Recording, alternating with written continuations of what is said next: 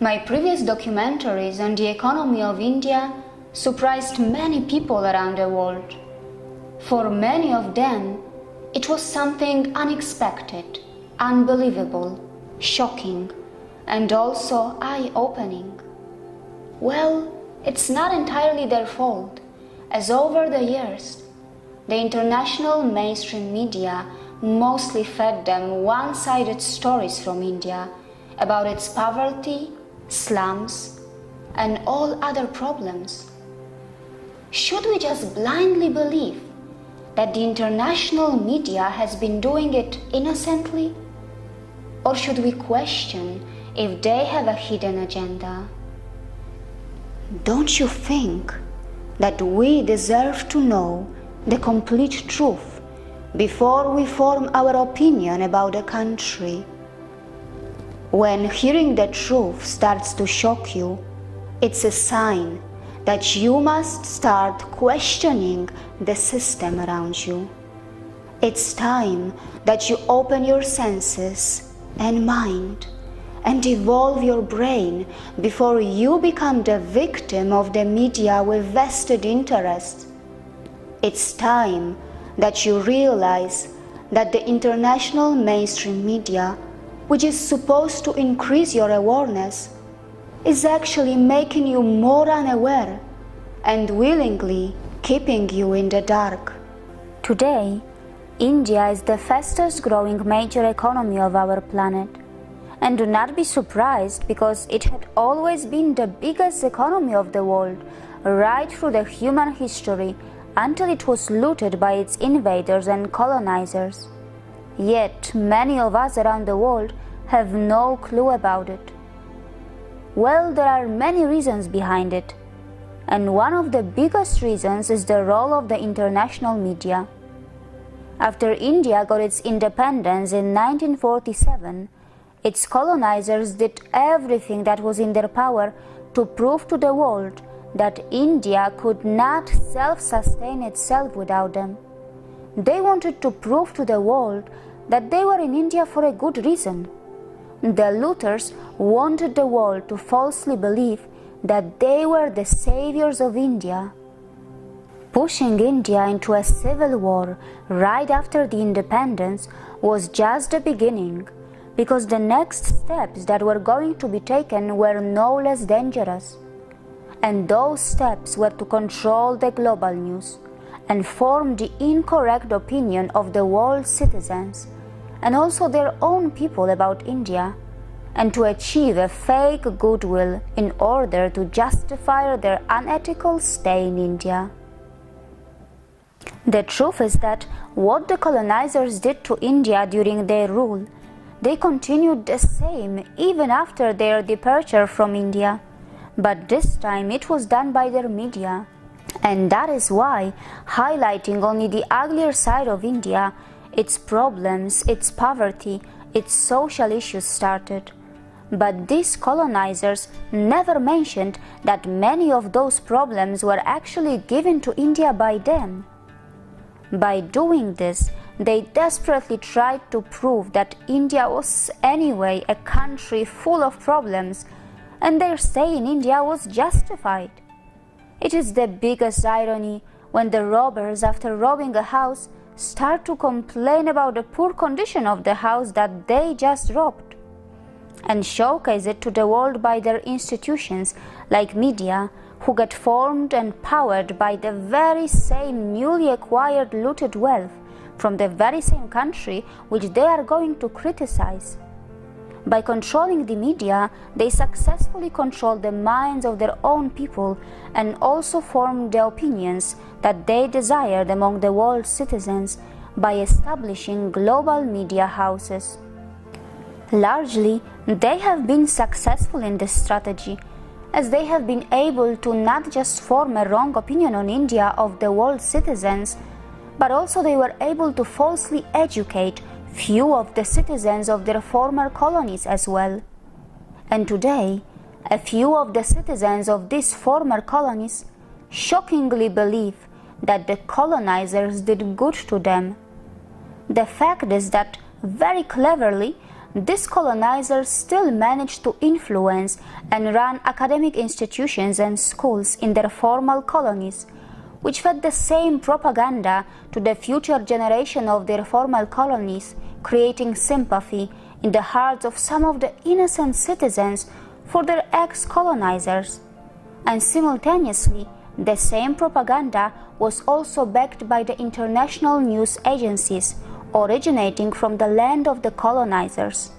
You will be shocked to know that today, if the mainstream international media start to give the equal coverage to the development stories of India, just like the coverage that they give to the poverty, rapes and other problems of India, it can hurt a lot of their own people back home, can easily create unrest in the Western societies, and potentially even topple some of the Western governments.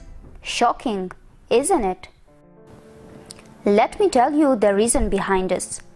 The fact is that by showing the poorer side of India and also other Eastern countries, the Western countries want to show their citizens that they are living in the better part of the world, by giving them a fake, proud and satisfying feeling, by creating an atmosphere of a feel-good factor so that their citizens are less likely to complain or revolt against their government or protest against the system. The strategy of the Western countries is simple.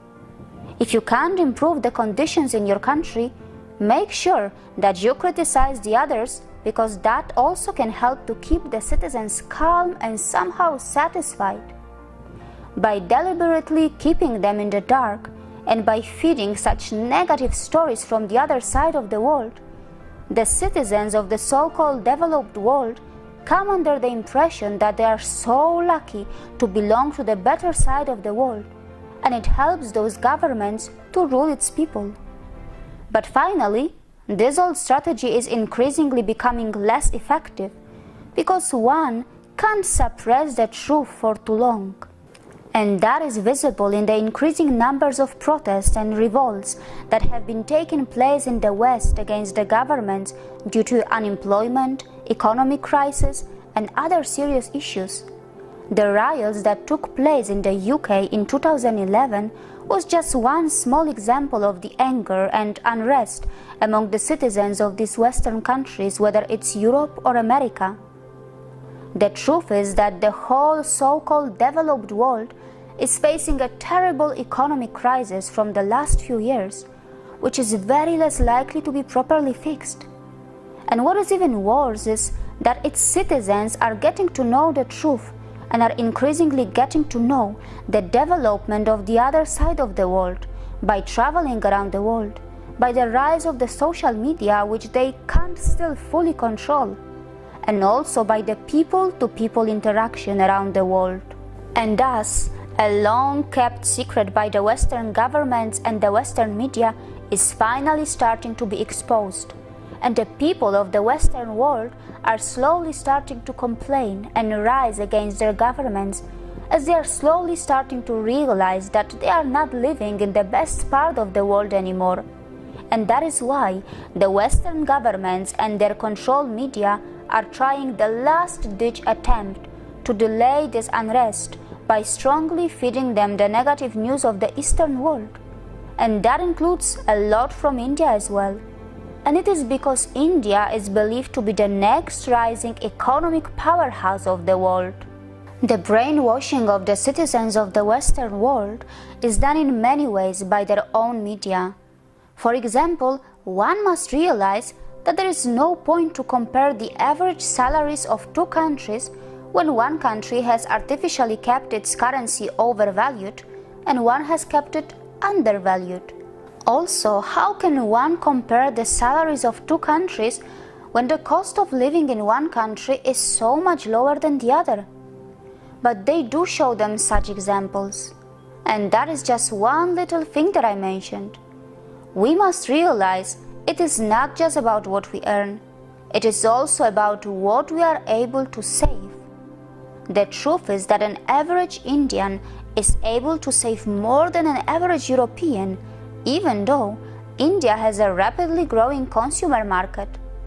There are many tea and samosa stall owners in India who make more money than many white-collar employees of the West, even without taking into account the factors like currency difference and the cost of living. Do you still think that the mainstream international media would want to cover such success stories from the streets of India? No, they wouldn't, because it can create an anger or frustration among their own people and can negatively affect the superiority complex of these Western world citizens that has been built by their media over the years. On the other hand, human psychology is such that the negative news tend to create more attention because it brings more page views, increase in the numbers of TRPs, which further increase the earnings of these media houses. And it's not just that. For many of the Western news agencies and the journalists from the West, India is just too complicated to be properly understood. Not all of them have their eyes and minds to understand the complex economics which start from the slums of India. The slums, which on the other hand are also a hub of low-cost entrepreneurship. They completely fail to understand how on the sidelines a giant informal economy of India also functions parallel to its formal economy. But there are a few more reasons that exist. We must remember that India is a vibrant democracy where people enjoy the maximum freedom, unlike the communist countries, and also the level of freedom that citizens of India enjoy is far better than any other Western democracy that I know. India's media is enjoying the maximum freedom by its government that is second to none. India can easily be called the most transparent country in the world because India does not hide its bad sides like other countries, as the Chinese did by covering up their slums and poor areas during the Olympics that were held in Beijing in 2008. Just to give you a small example, Indians are silently continuing their journey to reclaim their ancient glory without making much noise, because they rather believe in actions, and that is why you are seeing this side of India from someone like me, who is not an Indian. It's time for us to understand that Indians do deserve an acknowledgement by us for their role in taking care of humanity in the past and their willingness to do it in the future. And this is why I have arrived in front of you, having had enough of the biased news circulating about India around the world. And I will be showing all sides of India to you. From the perspective of an outsider who is living in India, I will reintroduce India to all of you. From the best of my ability, I will be showing you the true India that you all deserve to know. It's time to accept that it is the fault of the world's media if you are getting to know from me that India has successfully launched a space mission to the Mars. It is the fault of the media of your country if you are getting to know from me that Indian companies are major employers of the citizens of the UK. It is the fault of the media of your country if they did not tell you about the modern mega infrastructure that India has already built and it is continuing even further. It is the vested interest of your country's media if they did not tell you that India is the software capital of the world. It is biased reporting of your country's media if they gave the maximum coverage to India's slums and poverty. It is because the state-run media of your country is afraid to tell you that in how many fields India is already ahead of the rest of the world, even after all those invasions and loot that it suffered from its colonizers and invaders. It is the fault of your country's media if they fail to give enough coverage to this side of India, which you are seeing right now on this documentary. And most importantly, the development that India is witnessing is not limited to its one state or a city. It is all over the country, changing the landscapes and lifestyle of its metropolises, towns and villages. But India's rise is not a threat to any country or to the environment, as India still has a very low carbon footprint. Such is the gentle and responsible behavior of India that nobody in the world has sleepless nights or fear of India's nuclear weapons. And people of the world must realize that we need India to rise, because we all can benefit from its economy and also from its ancient wisdom.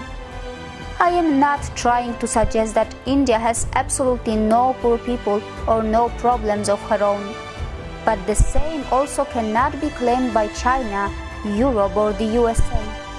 It is just that the world media has failed to show the both sides of India and has purposely given almost no coverage to the developed side of this country. India knows that it has not been treated fairly by the international mainstream media. 1.3 billion people of India know that if they wish, they can make enough noise in the world about it. But that is not their character, because these 1.3 billion people have been progressing silently, as they are well aware that sooner or later the truth that the world media has been hiding will be too difficult to hide.